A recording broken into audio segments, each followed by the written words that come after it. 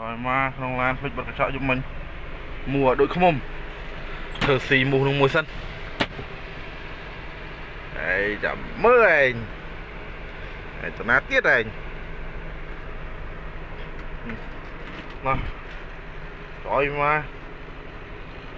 bật cái chợ một thơ xì anh mũi này đây thật này ngọt thằng anh tiết này chứ mới này rồi mà thơ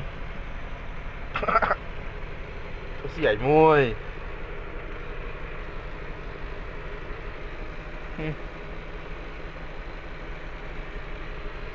nó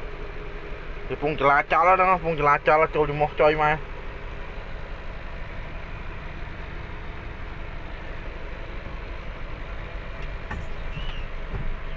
pung chả cho rồi chợ chạy nhanh không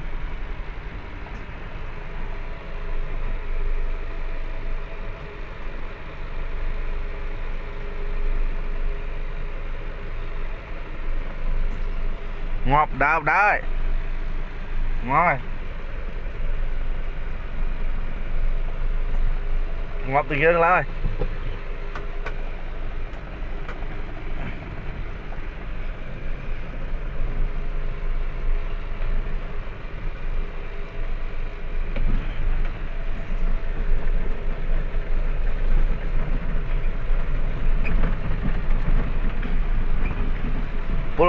pull đau đó pull là pin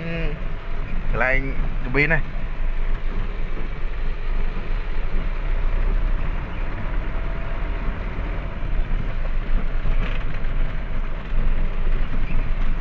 ngạt tới giờ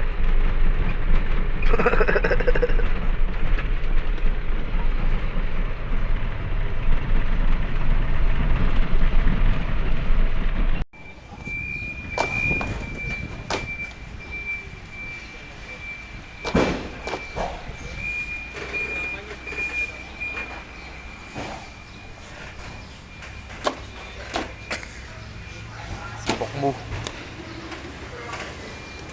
rồi nhá.